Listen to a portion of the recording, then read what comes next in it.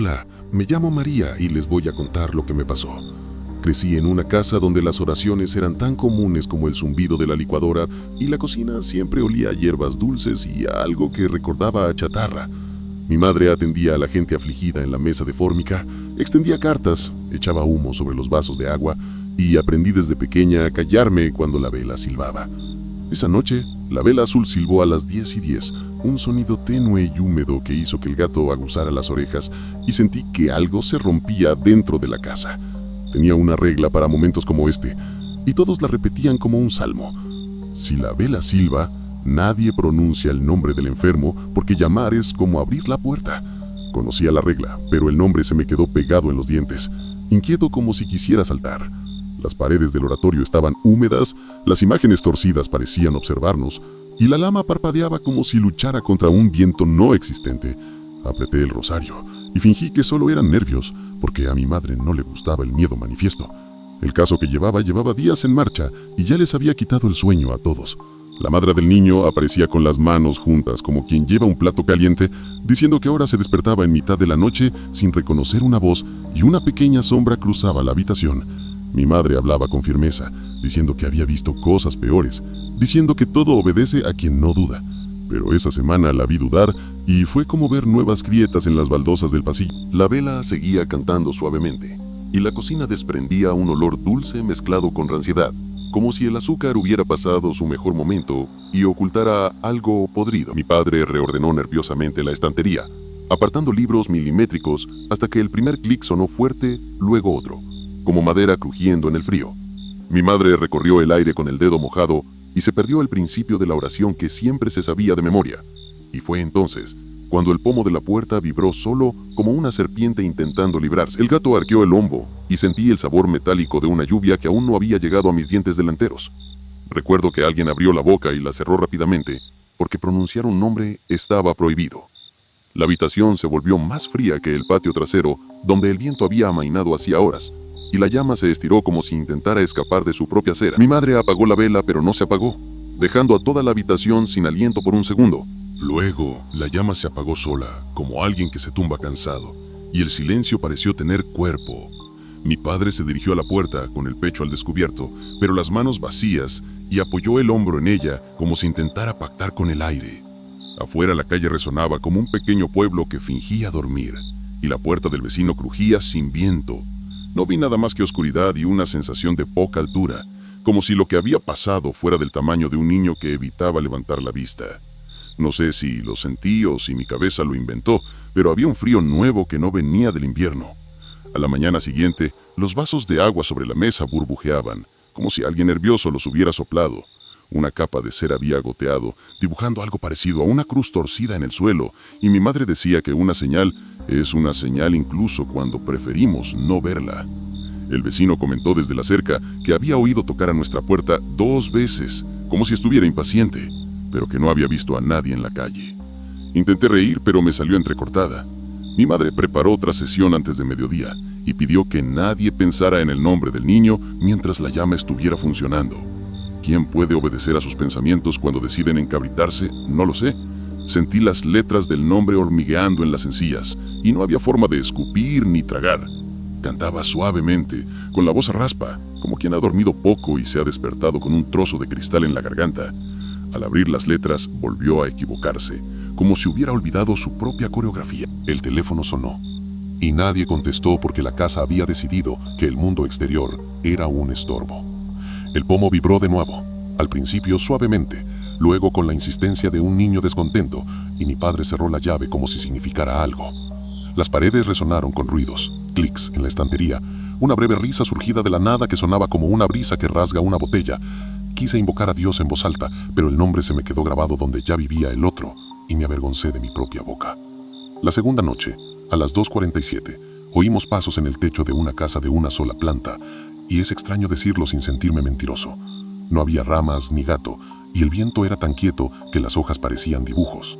Mi madre le dijo a nadie que respondiera si llamaban desde el jardín, porque llamar es un anzuelo, y un anzuelo siempre encuentra comida. Me pregunté si lo estaría imaginando, pero la imaginación no deja huellas en el polvo de la ventana. Fue entonces cuando me di cuenta de que no solo la casa era diferente, sino yo también. Caminé por el pasillo como en un sueño, temerosa de despertar en el peor momento, y me detuve en la puerta del salón. La vela azul, a la que ya se le habían echado las culpas y excusas, tenía una llama corta y tenaz como el pensamiento de un niño descontento. Mi madre tenía ojeras tan profundas que parecían sombras de otro rostro, y mi padre tenía una plomada en la mandíbula, lo que siempre significaba que las cosas iban de mal en peor. La tercera noche decidimos no abrirle la puerta a nadie, ni siquiera al aire. Fue una decisión que no le convenía a nuestro hogar, porque siempre había café recién hecho para quien llegara con noticias, buenas o malas. Mi padre decía que era cuestión de control, como si encerrarse fuera la cura. Mi madre decía que el control es una ilusión y que lo mejor es hacer las paces con quien ofendes. Yo solo quería que la vela obedeciera a una cerilla y una oración, y que la casa volviera a la que me enseñó a correr descalza por el patio. Dos cosas sucedieron entre el anochecer y el amanecer. La vieja radio, que solo captaba una emisora y media, debido a la terquedad del dial, se encendió sola, emitió estática y nombres que no reconocí, y se apagó sin decir adiós. La ventana de la sala, oxidada en sus goznes, se abrió un dedo, retrocedió y abrió tres más como si aprendiera un gesto prohibido. Nadie se atrevía a tocarla, porque la casa se había convertido en el tipo de lugar donde cualquier gesto podía salir caro. El gato maulló en silencio, y comprendí que el silencio ya había aprendido a copiar nuestras voces. El otro día, mi madre puso la vela en un plato blanco y me pidió que observara la dirección de la llama, cómo se curvaba y volvía a su eje. Me dijo que me fijara en el brillo del borde de la cera, en el dibujo que formaban las gotas al tocar el suelo frío. Intentaba darme una tarea que me quitara el miedo, y por un minuto funcionó. Entonces el plato se sacudió sin ayuda, un temblor breve y decidido, y ambas fingimos que era la mesa la que estaba desequilibrada. Para entonces, hablar del niño se había convertido en pecado en casa. Mi madre decía que cada vez que alguien recordaba el nombre, todo se debilitaba, y yo sentía que en lugar de fuerza, crecía en ella un cansancio. La oía respirar despierta en la habitación, un leve jadeo y a veces un carraspeo que venía acompañado de un olor que prefería no nombrar. Cuando el sol daba en el pasillo, parecía revelar un polvo fino, que no era polvo cualquiera, un polvo que brillaba y luego se desvanecía como un vago recuerdo. La quinta noche, la puerta trasera se abrió y se cerró sola 2 veces, como si alguien hubiera olvidado algo afuera y lo hubiera recordado en el último segundo. No oí pasos, solo el sonido de la madera. Mi padre maldijo en voz baja, como quien pela una fruta agria, y me dieron ganas de llorar sin armar un escándalo. Podía haber 2 explicaciones, y ambas eran peores de lo que nos gustaría. O bien era una crisis provocada por el propio chico, que se extendía como un resfriado fuerte que ya se había curado, o algo había entrado al chirriar la vela, y ese algo ahora rondaba por la casa como si fuera una planta bajo el suelo. La segunda explicación se me quedó grabada, porque el frío en la casa tenía un sabor nuevo y parecía elegir a quién tocar. La corriente de aire se colaba por el pasillo cerca del rodapié como si evitara las alturas, y aprendí a levantar los pies cuando la sentía acercarse. Cada noche, los clics en la estantería parecían más seguros, como si alguien pequeño estuviera practicando su propio escondite entre los badenes. A veces, estaba segura de ver movimiento con el rabillo del ojo, y al girarme, no había nada más que la silueta de nuestra sala de estar en la oscuridad. En la última noche de ese primer ciclo, mi madre encendió 3 velas y me pidió que rezara sin pedir nada, solo estar con ella. El gato se echó en el umbral y no quiso pasar, como si supiera que el centro de la habitación ya no era un lugar seguro. Cerré los ojos e intenté que mi voz fluyera como el agua del grifo, pero mis palabras fueron recibidas con un miedo denso. La lama de la vela central se movió hacia la puerta y señaló como un dedo acusador, y la casa contuvo la respiración en una pausa que duró más de lo debido. Cuando todo terminó, no hubo gritos ni objetos en el suelo, solo un silencio que parecía admitir una presencia sin nombre. No sé cuándo volví a respirar con normalidad, solo sé que la vela se apagó sola y la habitación quedó a la sombra de una iglesia vacía. Mi madre recogió la cera con un paño y dibujó una cruz que no se atrevió a explicar. Lavé el plato hasta que quedó impecable y intenté convencerme de que había justicia en la regla que nos silenciaba. Esa noche me acosté sin pedir protección ni prometer nuevas devociones, como si hubiera olvidado cómo negociar lo imposible. Antes de dormirme, imaginé la casa como un cuerpo con una espina clavada, cada paso un aguijón. Pensé en el niño, sin pensar en su nombre, y recé para que no nos necesitara para encontrar su camino. La vela permaneció fría, la llama un murmullo ausente, y comprendí que algunos errores comienzan con un sonido demasiado pequeño para que los respetemos a tiempo. Antes de pasar a la siguiente historia, suscríbete a nuestro canal. Seguimos. Hola, me llamo Lucía y les voy a contar lo que me pasó. Esa semana, el reloj parecía detenerse en el mismo minuto y aprendí a escuchar lo que solía llamar el silencio sin sentido. La casa respiraba con menos profundidad, como si cada pared hubiera aspirado aire y hubiera decidido conservarlo. A las 2:47, cuando las farolas formaban un collar de luz torcido, oímos pasos en el tejado de una casa de una sola planta e intercambiamos miradas, como si prefiriéramos no decir lo obvio. El viento no soplaba y, sin embargo, la noche estaba llena del ruido de gente que intentaba entrar sin ser vista. Mi madre susurró que era hora de seguir las reglas, porque las reglas mantienen la costura unida cuando la tela amenaza con romperse. Si llaman desde el patio, no respondas y no abras. Repetimos 3 veces como quien aprende a cerrar la boca. Mi padre se pasó la mano por la frente y no encontró sudor, pero sí el peso que encuentran los hombres a quienes les gusta resolver problemas con herramientas, solo para descubrir que no hay herramientas para un viento en calma. El gato merodeó por la puerta trasera y se sentó mirando al patio como si estuviera viendo una obra que aún no habíamos visto. Era una forma de vigilar que no pedía aplausos y, sin embargo, nos hacía querer estar agradecidos. Los pasos continuaban sobre nosotros, trazando líneas invisibles de una habitación a otra con la cadencia de alguien demasiado ligero para ser un adulto y demasiado pesado para ser un pájaro. Cada crujido de baldosa parecía un dedo golpeando la madera de nuestro miedo, y el impulso de insultar tuvo que ser tragado con fuerza. Mi madre se aclaró la garganta sin voz, y supe que su garganta ahora guardaba secretos que ni siquiera su fe quería oír. Mi padre abrió y cerró la mano, un gesto antiguo de quien mide martillos, y decidió que, por ahora, no habría confrontación. Al amanecer, el patio me llamó con la mayor intimidad posible, como si hubiera aprendido de mí mi propia respiración. Era mi voz, sin ser mi voz, un timbre que aprovechaba los defectos de mi acento y los devolvía sin calidez. Me giré automáticamente, lista para responder con una curiosidad que me había causado problemas toda la vida. Y la mano de mi madre se posó secamente en mi hombro, recordándome la regla. Si llaman desde el patio, no respondas ni abras, susurró, y sentí que ese susurro me costaba mis sueños. Entonces, el pomo de la puerta se congeló.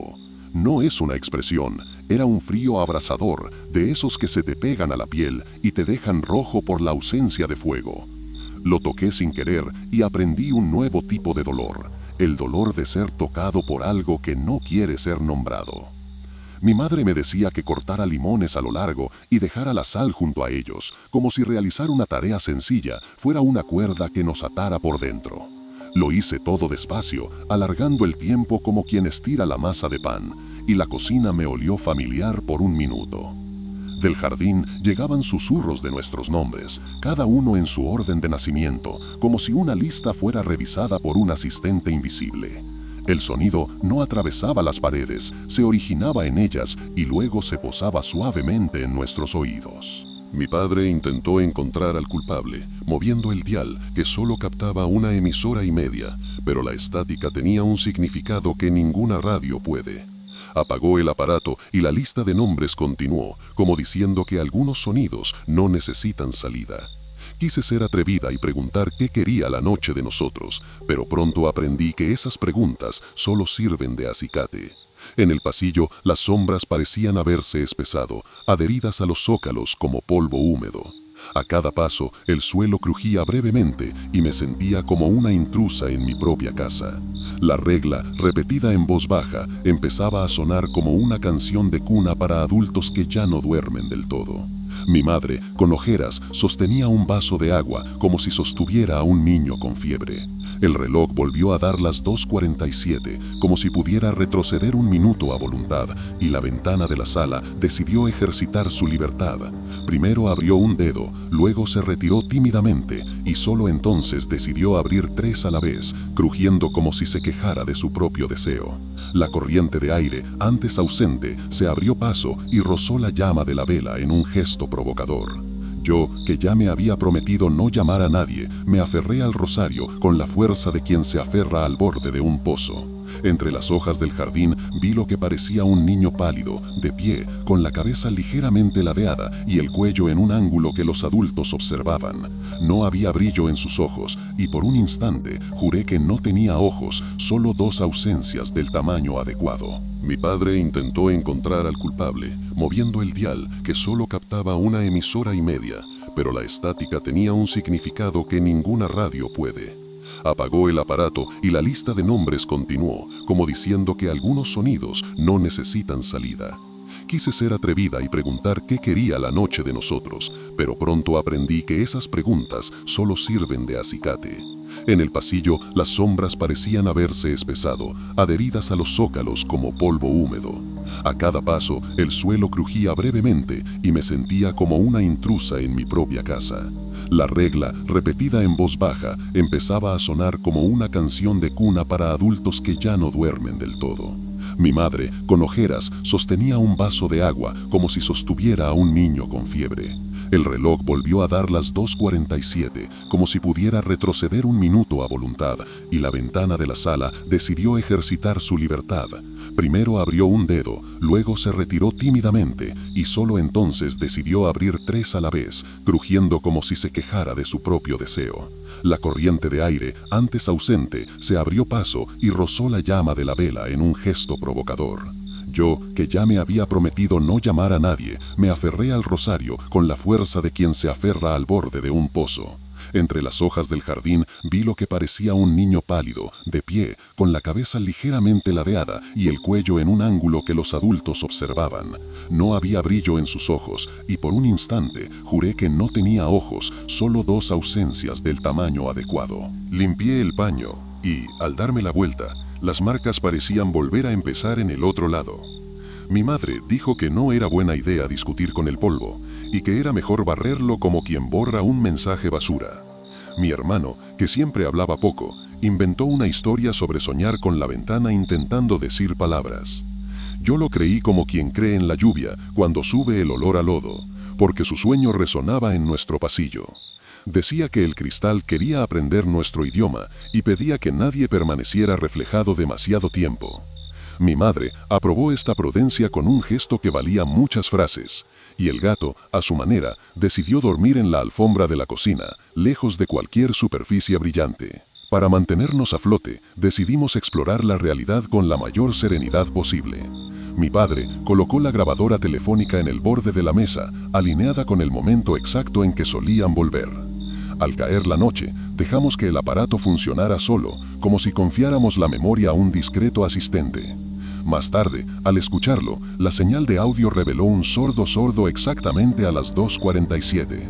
Un sordo de viento inexistente y una especie de risa tan grande como la duda. No era una prueba, pero era el tipo de compañía que nadie quiere. Esa misma noche, sentí que el pomo de la puerta volvía a tocar mi mano, y me negué. Su frialdad me siguió por el pasillo, como si hubiera aprendido mi ritmo, y caminé despacio para no parecer incitante. En cada esquina pensé en abrirla por rabia, porque llega un punto en que el miedo apesta y cansa, pero seguí adelante obediente. Mi madre, sentada con la espalda recta, rezaba sin pedir nada, como se había aconsejado a sí misma, y su oración sonaba como alguien que barre hojas secas. Era un sonido simple que me trajo un pequeño respiro.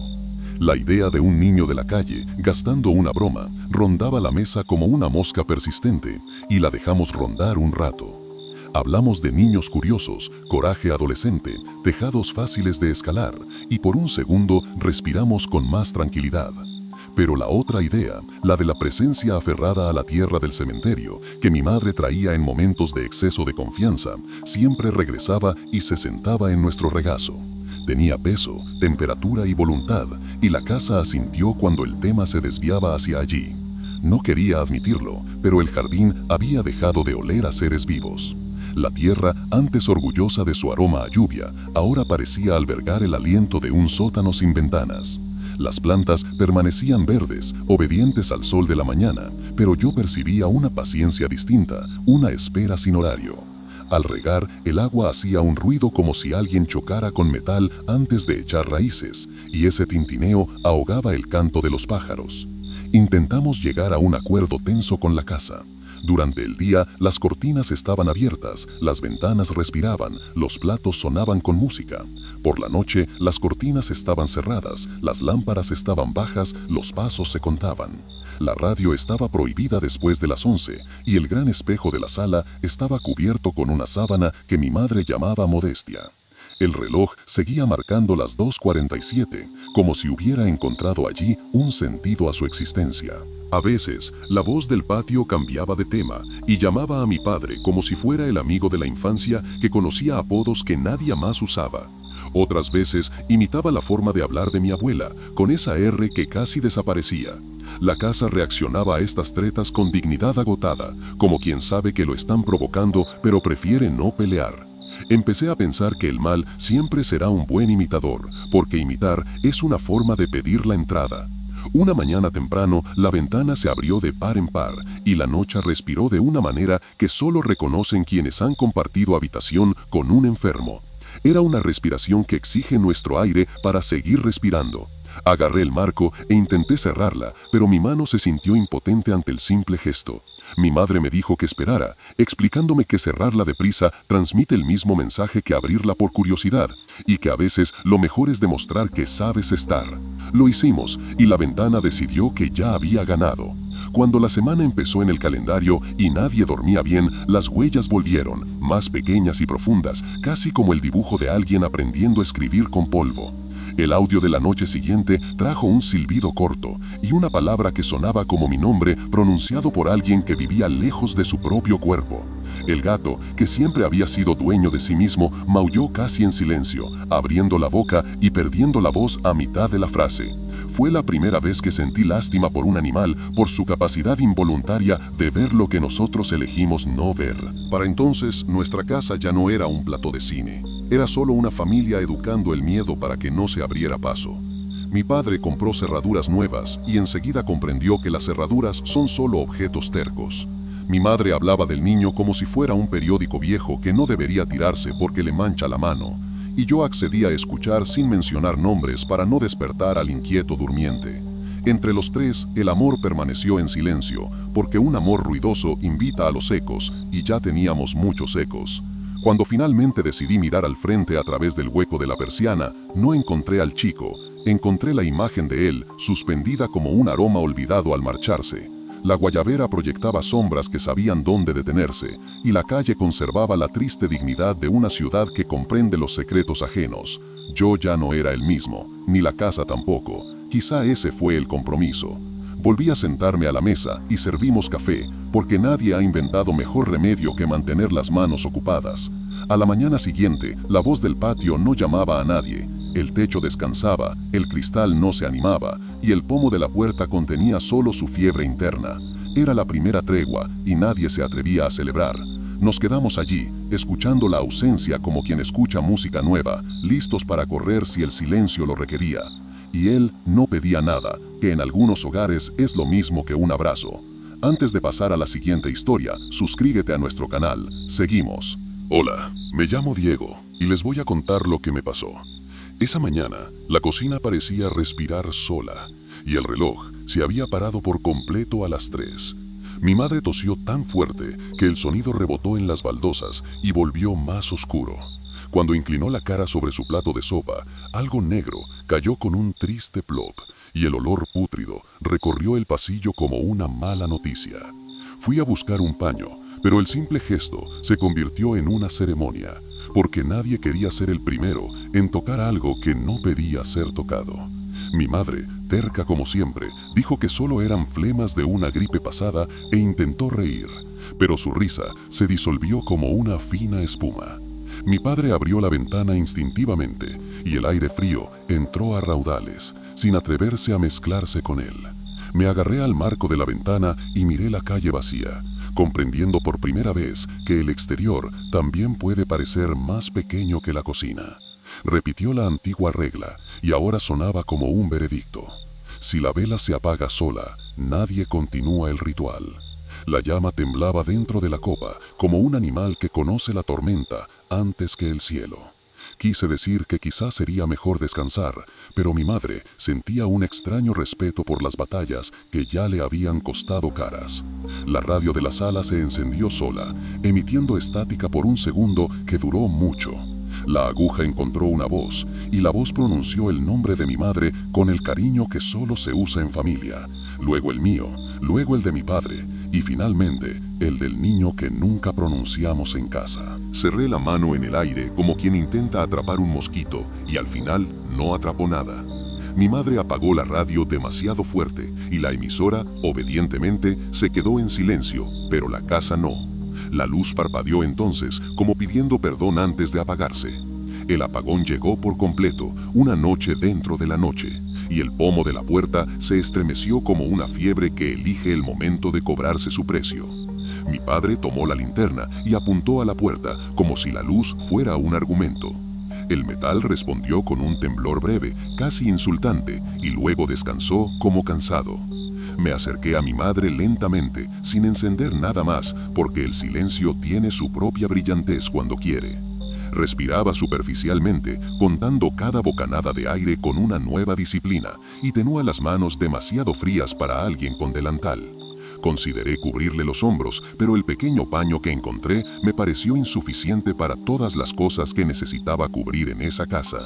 El olor en la cocina alternaba entre caldo y óxido, entre lo que nutre y lo que corroe. La vela luchaba por sobrevivir, se inclinó hacia un lado, se enderezó, forcejeó como un niño testarudo y luego se apagó, sin viento. La oscuridad entró sin llamar, llena de buenos modales. Si la vela se apaga sola, nadie continúa el ritual, repetía mi madre con una voz lejana, como si obedecer también fuera una especie de protección ofrecida tarde. Consideré encender otra, pero la regla pesaba mucho. Pasamos un rato sin saber cómo colocarnos, como si estar de pie, sentados o apoyados contaran diferente en un juego que nadie explicaba. La radio apagada crepitó 2 veces, recordándonos que los objetos pueden almacenar estados de ánimo. El reloj, olvidado en la pared, persistía en el número 3 con la dignidad de quien acepta su limitada función.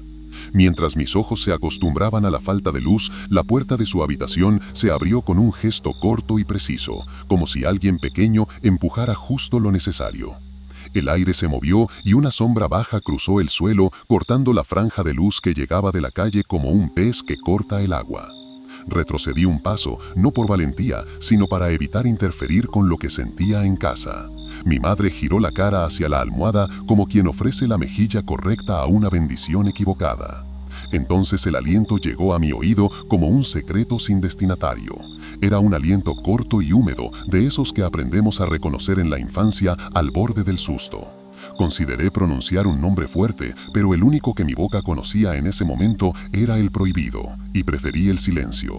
Mi padre, en el pasillo, hizo la señal de la cruz por costumbre, como hombre práctico que debía aprender símbolos. La sombra se detuvo junto a la cama, encogiéndose para encajar en un espacio que no le pertenecía, y la luz del exterior se apagó como si alguien hubiera puesto la mano sobre la luna. Parpadeé, esperando adaptarme al mundo, y solo encontré más oscuridad. Mi madre habló muy bajito, solo una palabra, que no entendí, y me dolió más que cualquier grito, porque el silencio tiene filos cuando toca los nombres que no queremos pronunciar. Cuando por fin volvió la electricidad, no trajo ninguna alegría. La bombilla parpadeó 2 veces como si se probara un cuerpo y se quedó en un amarillo cansado que nos dejó a todos más pálidos. La radio no se atrevió a reavivar. La vela se convirtió en un dibujo de cera que parecía una lengua cansada, y la sopa se enfrió como lo hacen las cosas abandonadas. La ventana se mecía suavemente con un viento que apenas decidía existir, como si intentara crear una escena. Antes del amanecer, el vecino tocó la cerca con el respeto que no despierta al durmiente y le dijo a mi padre que había visto a un hombrecito en la parte trasera de la camioneta, sentado como si no pudiera alcanzar los pedales del mundo. Dijo que la figura lo miró sin mirarlo y desapareció lentamente, como quien conoce los atajos de la oscuridad. Mi padre asintió con la seriedad de quien no discute los recuerdos ajenos y le dio las gracias sin prometer nada. En casa nadie comentó, como si las palabras pudieran evocar la mirada. Por la mañana, la madera de la puerta estaba cubierta de arañazos recientes, de abajo arriba, paralelos como la letra de alguien en su primer año de colegio. Pasé el dedo por encima y sentí rebabas frescas, la piel de un árbol herido en una noche ventosa. Mi madre le frotó jabón de coco y se rindió al instante, como si comprendiera que ciertas marcas se cotizan en diferentes monedas. El gato olfateó las ranuras, puso una cara anticuada, como la de una criatura, y se echó de espaldas contra la puerta. Intentamos hablar de la enfermedad, porque la enfermedad es territorio conocido. Dijimos que su tos provenía del polvo, que la flema oscura era de un medicamento mal formulado, que su fatiga tenía una dirección específica. La radio no se atrevió a reavivar. La vela se convirtió en un dibujo de cera que parecía una lengua cansada, y la sopa se enfrió como lo hacen las cosas abandonadas. La ventana se mecía suavemente con un viento que apenas decidía existir, como si intentara crear una escena. Antes del amanecer, el vecino tocó la cerca con el respeto que no despierta al durmiente y le dijo a mi padre que había visto a un hombrecito en la parte trasera de la camioneta, sentado como si no pudiera alcanzar los pedales del mundo. Dijo que la figura lo miró sin mirarlo y desapareció lentamente, como quien conoce los atajos de la oscuridad. Mi padre asintió con la seriedad de quien no discute los recuerdos ajenos y le dio las gracias sin prometer nada. En casa nadie comentó, como si las palabras pudieran evocar la mirada. Por la mañana, la madera de la puerta estaba cubierta de arañazos recientes, de abajo arriba, paralelos como la letra de alguien en su primer año de colegio. Pasé el dedo por encima y sentí rebabas frescas, la piel de un árbol herido en una noche ventosa. Mi madre le frotó jabón de coco y se rindió al instante, como si comprendiera que ciertas marcas se cotizan en diferentes monedas.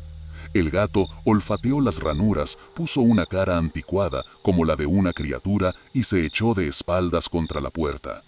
Intentamos hablar de la enfermedad, porque la enfermedad es territorio conocido. Dijimos que su tos provenía del polvo, que la flema oscura era de un medicamento mal formulado, que su fatiga tenía una dirección específica. La radio, con el orgullo herido, permaneció en silencio durante 2 días. Luego se armó de valor y, sin ayuda, volvió a pronunciar el nombre del niño con una ternura casi cortés. Fue entonces cuando mi padre la desenchufó, enrolló el cable como si estuviera considerando una posibilidad y la guardó en el armario alto, entre las cosas que solo salen cuando se va la luz. El silencio que siguió fue mordaz, pero al menos no habló. Al final de esa semana, mi madre había adoptado la rutina de las pequeñas disculpas. Cocinaba para vecinos que hacía tiempo que no veía, le llevaba sopa al hombre de la esquina, barría la acera con una dedicación que recordaba a una oración.